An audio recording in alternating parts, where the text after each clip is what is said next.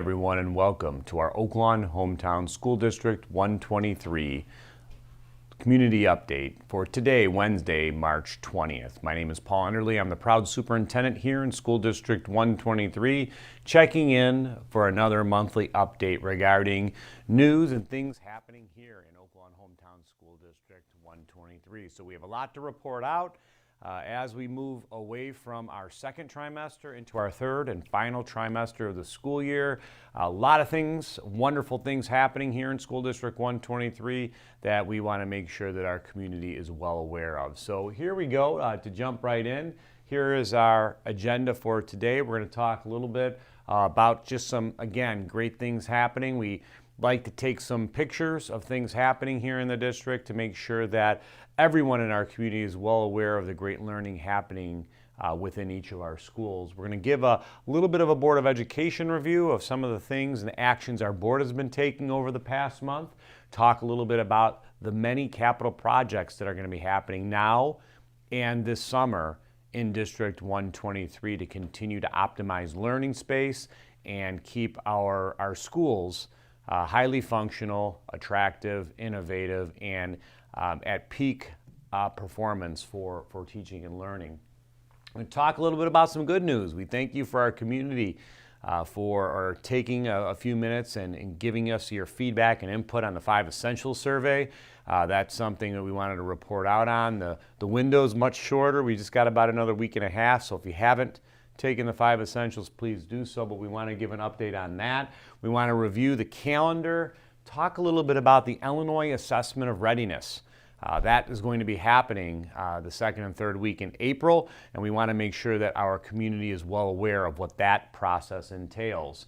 We're going to talk a little bit about registration for next year, summer school 2024, and of course, as in every community update using this medium, we do allocate time at the end of the presentation for any questions that might come live from the community. So let's jump right in and let's take a look at some of the moments of learning and things happening here in District 123.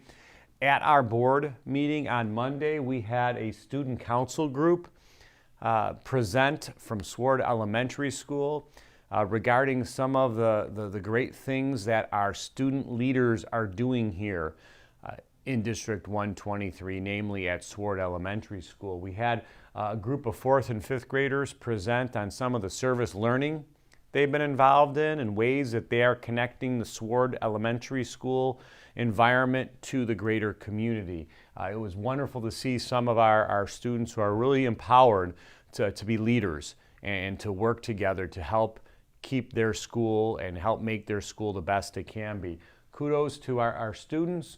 Kudos to Mrs. Katalinic and Mrs. Conan, who are the student council advisors, for doing such a tremendous job of really truly empowering our students to be leaders at their schools. From the middle school yesterday, as many of you know, yesterday was election day and we did not have any school attendance, but our teachers were busy at work, and we actually had a very engaging day of learning for our staff.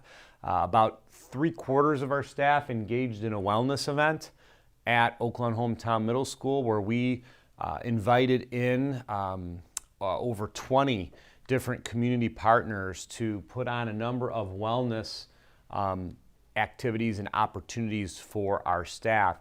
Everything from physical to mental health to behavioral supports. Our staff really engaged and enjoyed a day of wellness yesterday at the middle school, and about 1/4 of our staff were at Colmar Elementary School doing a school safety training. So we had a great day yesterday, even though our students were at home due to the election day. Our staff was busy at work, engaging in a number of ways to, again, make us all stronger and better together.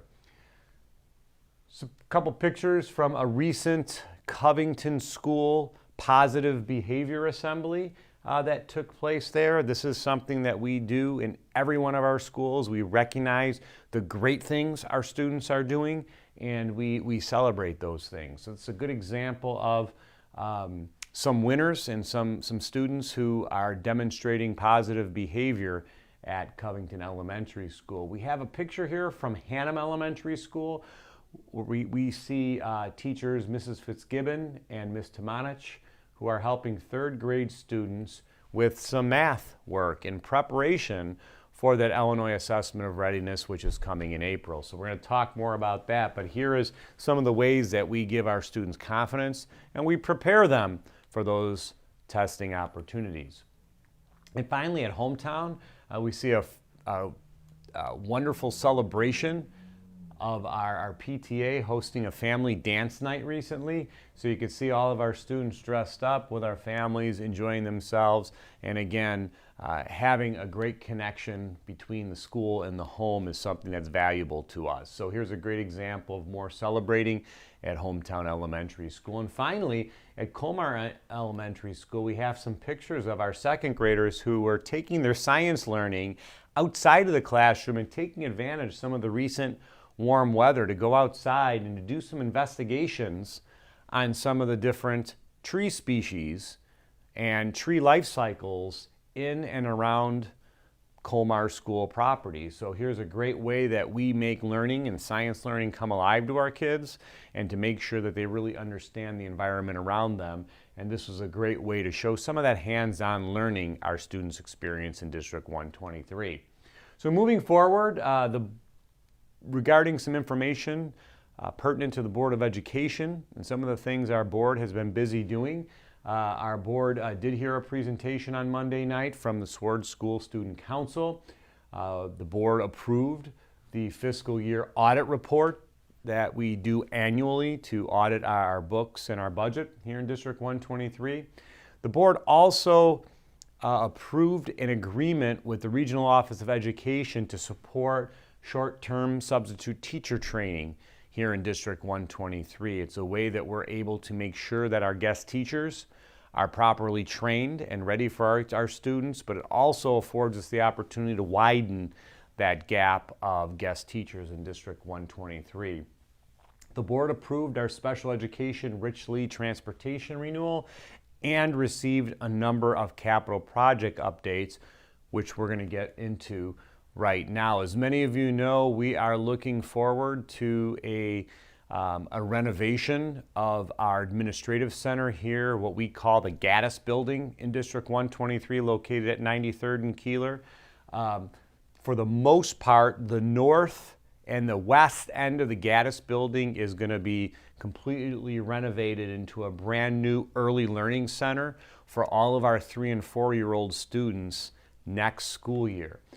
The design of the building and most of the renovation will be happening on this north and west side of our building, but we're also planning to build a public access road to wrap around the Gaddis building to allow us a safe and an efficient means to pick up and drop off some of our early learners. But the working crews have been working very busy over the past couple of months. We've been very, very fortunate of the very cooperative weather we've had, and we've been able to get a lot of work done. Everything from plumbing, electrical, and a lot of masonry work to some exterior earthwork. Many of you might not see this from the picture, but there's a courtyard here at this administrative center that's going to be renovated into an outdoor learning space for our preschool students. But much of that work is underway. We hope within the next month or so to start breaking ground regarding this public access road, and we hope, and we're planning the renovation to be majority done by June 15th to gain occupancy and to start planning and getting ready for that August start in preschool next year. So here are just some recent pictures. You can see that there has been a foundation poured just to the north of our district office building here, and this space is going to become enclosed and become a family resource center for District 123 families. You can see there's been some more cement work here done at the foyer entrance of the Gaddis building, some masonry work, and here is just the initial steps of some of that exterior work that's happening in that courtyard area to really create a state-of-the-art outdoor learning space for our preschool students. So we're very excited, very happy that so far the renovation project for the Early Learning Center is on time and the schedule is working to our advantage. We're also planning to completely renovate the Colmar Library this summer, and we hope to start actually working in that space in May to begin prep work for most of the renovation, which will occur in the summer months. But here are some initial renderings of what the new Colmar library space will look like as students come back to Colmar Elementary School in August. Colmar will be the 5th school where we've completely renovated each of the media center or library spaces, and then we hope to move forward and renovate the Sward space during the summer of 2025. Speaking of Sward, one of the reasons why the Sward Library renovation project is going to be put off a year is because we're currently, and the board just recently approved a bidding project to do a pretty comprehensive repair of the roof at Sward Elementary School. All of our buildings in District 123 have over time experienced additions. One of the additions that Sward School received probably about 35 years ago was a small additional building that was built in this courtyard area, which is now the media center or library. Over the course of the past few years, we've been experiencing some roof issues, some leaks in that area due to the addition and how the addition was designed and constructed. So we have been working together with our architects over the past couple years to try to troubleshoot that issue. We've had some success, we've had some failure, but we feel like it's time to really do some comprehensive work on that roof to finish it once and for all, so then that we can go in next year and properly renovate that library. So we're looking forward to that construction project also starting hopefully within the next month or two to repair the roof area, the center roof area at Sward Elementary.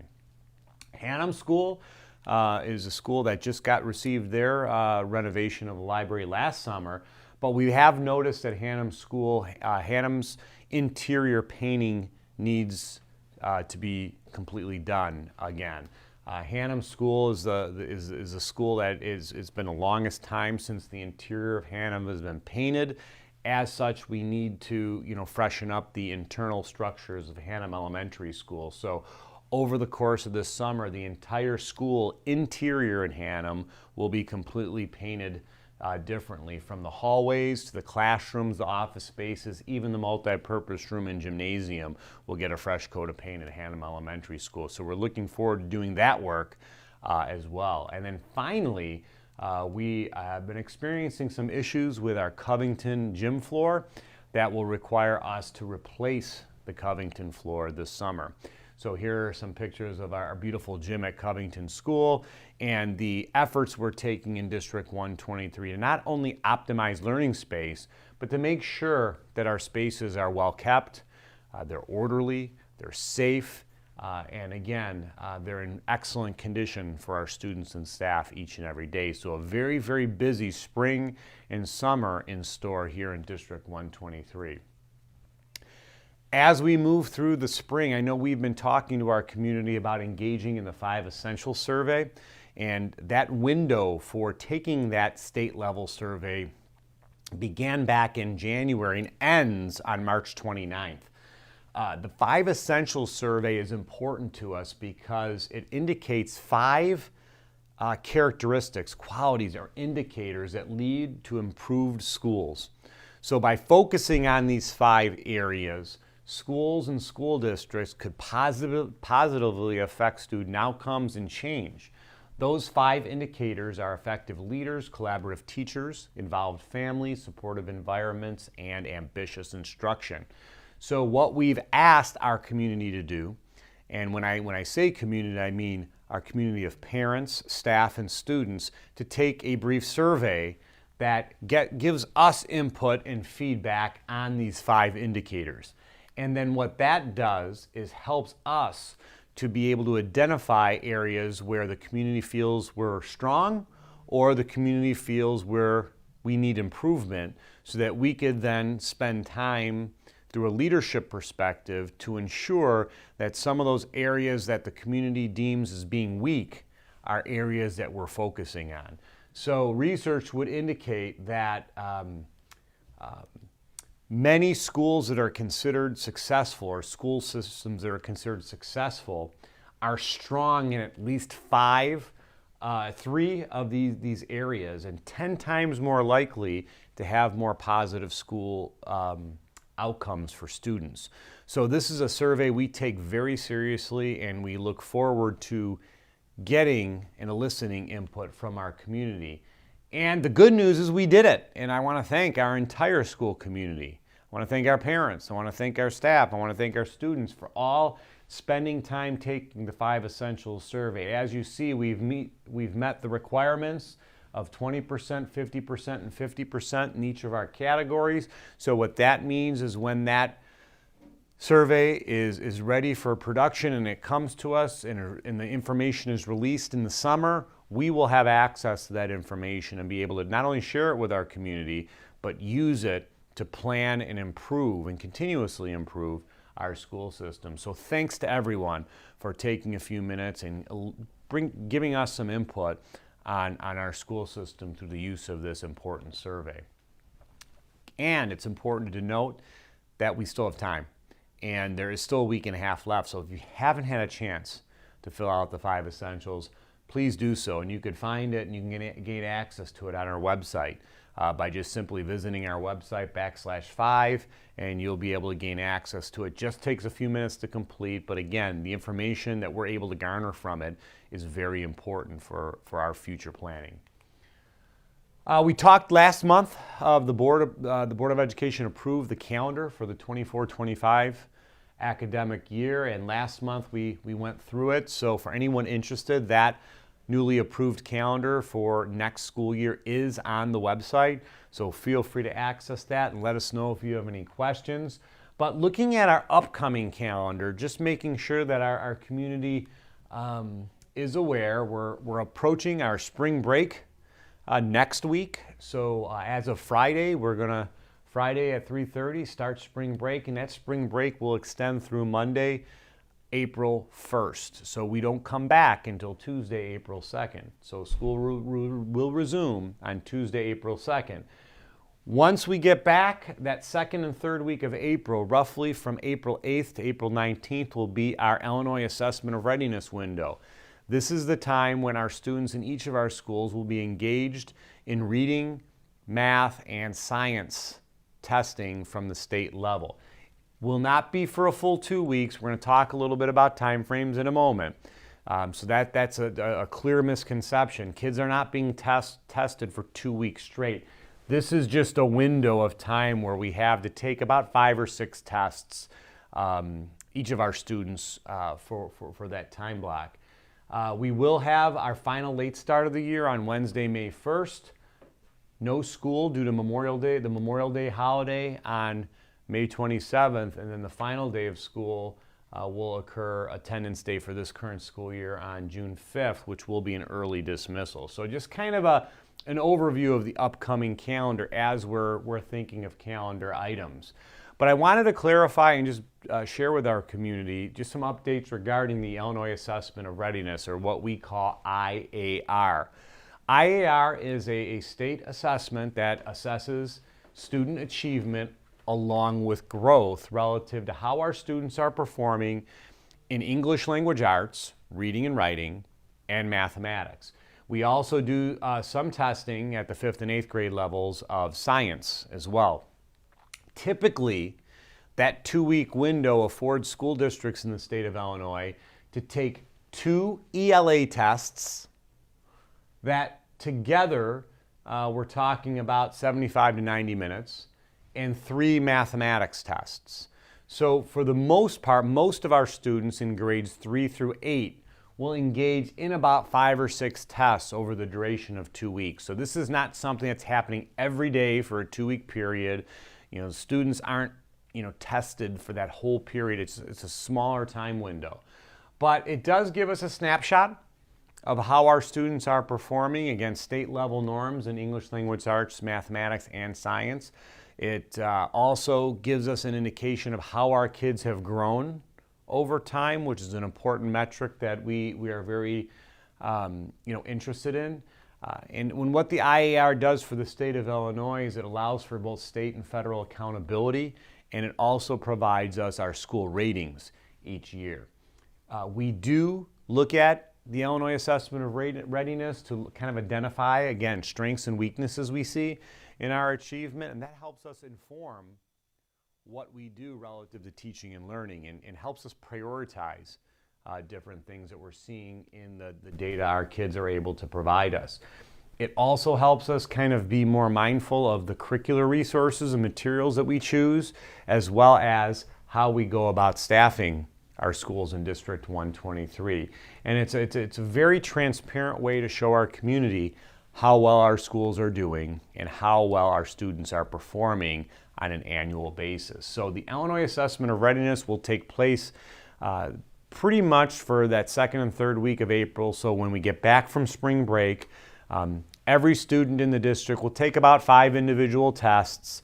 Again, they're not tested for the whole 2 weeks. It's just five simple tests, and just some things that we really look to do in order to make sure our kids are prepared.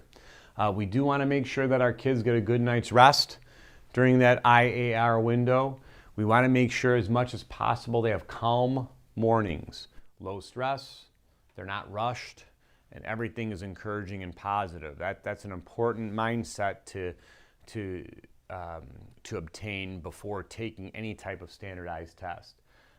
We want to make sure that our kids are eating healthy and are well fed as they embark upon their day of taking any type of test. Lots of encouragement. Being nervous about taking a test is pretty normal. Validate that. Let kids know it's normal to feel that way, and just make sure that we're encouraging our students to do their best. That's something that we try to do every day here in District 123, is we encourage our students to work hard and do their best at everything they do. And relative to test-taking strategies, we always encourage our kids to read each question carefully, to take their time, and to use sometimes that deductive reasoning, or that reasoning that helps us identify or eliminate responses or choices that we know are not correct. So some tips as we enter into this IAR window, and that will happen pretty shortly after we return after spring break. As we move into April, another important date to remember is April 10th. On April 10th, we will be opening our registration window, which we have streamlined. It's reduced steps, it's faster, it's more efficient. This really provides current families in District 123 an opportunity to update any information in Skyward to make sure everything and all that contact information is in place. Doing this early helps us plan and know what our enrollment figures are going to be like each year. Understand that in District 123, every family that registers with us is we do look into verification of residency. So that's a process too that we begin following in April, and as well as the work we do with fees. And this year, there will be no fees for registration in District 123. So that's going to also help us kind of shore up that process and make it more efficient for our families who are registering. But please keep that in mind. We will be sending out more information about student registration the closer we get to April 10th, but save that date so we can get our current students enrolled for next year as quickly as possible. Speaking of registration, we're very excited to announce that our summer school brochure is now open. It's open on our website, and you could go to the District 123 website and gain access to that brochure. So we're going to show you how to do that right now. So as you open up your computer or phone and you go to our website here, and we'll show you quickly how to find summer programs in District 123. So if you go under departments, and you click on teaching and learning, under programs, you'll see summer programs, and if you click on summer programs, there it is, right on the District 123 website. You could always go to the search field as well, and just type in summer school and it'll pop up. But here's the information. It's important to note that registration does not start till Friday, March 22. So our families have the entire week of spring break to look through the brochure and determine where they want to register. But this catalog, this most recent catalog, has a variety of offerings. You could also use that QR code on the brochure to gain access to the information.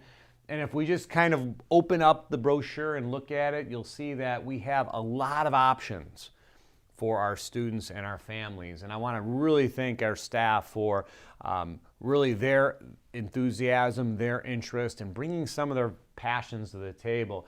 But look at all these things that we have, for our students. We have, it looks like a cheering class. We have STEM and science classes, classes on drama, a number of art classes, mathematics, reading, history.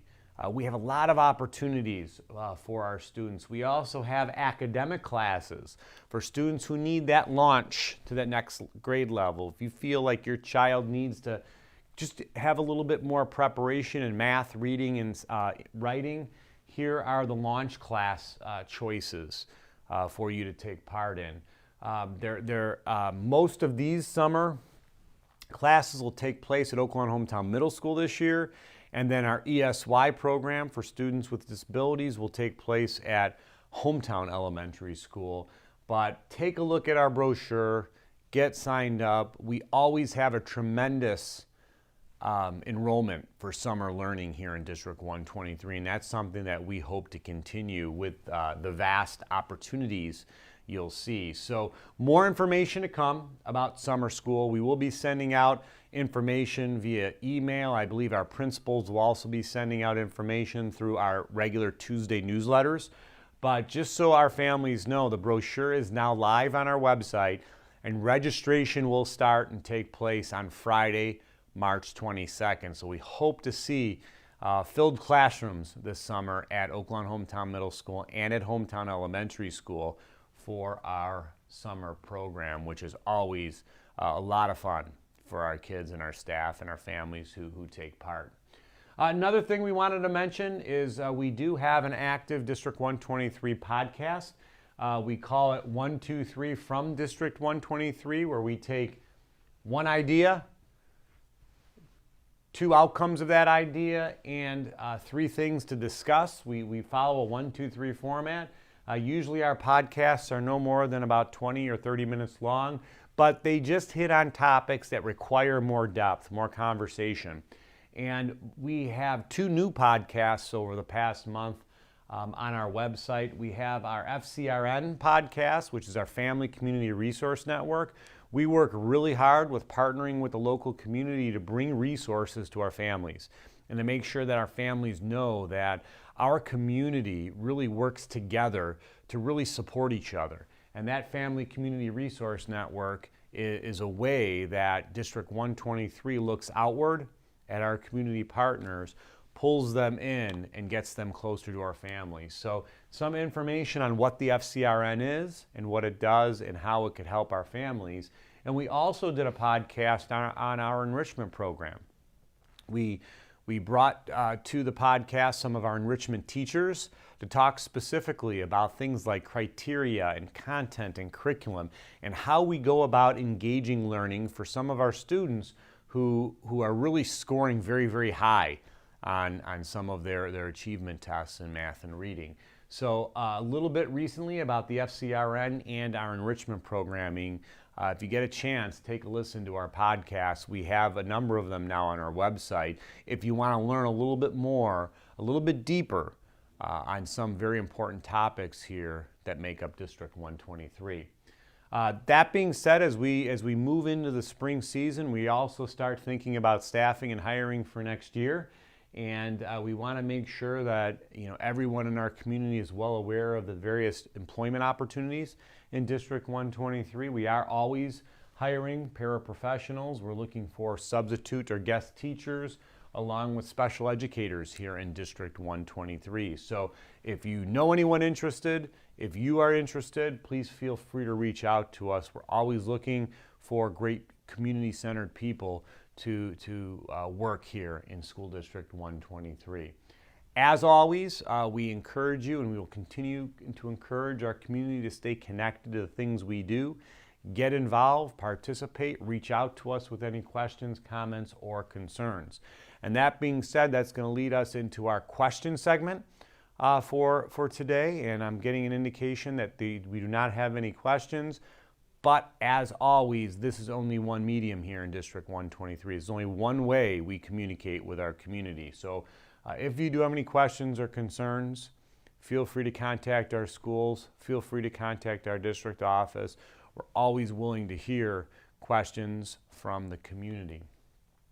That being said, having that strong two-way communication is one way here in District 123 where we pull together and truly form that school community that we know and love. So please stay connected no matter where you're at. Never hesitate to reach out to us. We want to foster a strong and connected community more than anything else in the work we do together. And we feel like that's really an important focus and mission here in District 123. That being said, we're coming upon spring break. I want to take this opportunity to wish our entire school community, our staff, our families, our kids, a safe and enjoyable upcoming spring break. There'll be no school next week, that final week of March, carrying into April 1st on Monday, and we look forward to seeing everyone back in school on Tuesday, April 2nd. Our next community update will be at the end of the month of April. We'll be coming live again on Wednesday, April 24th to our entire community, reporting out important information and making sure everyone stays connected and really understands the wonderful things happening here in our school community. So that being said, I want to thank everyone who tuned in live today, and I wish everyone a great rest of your day. Thank you.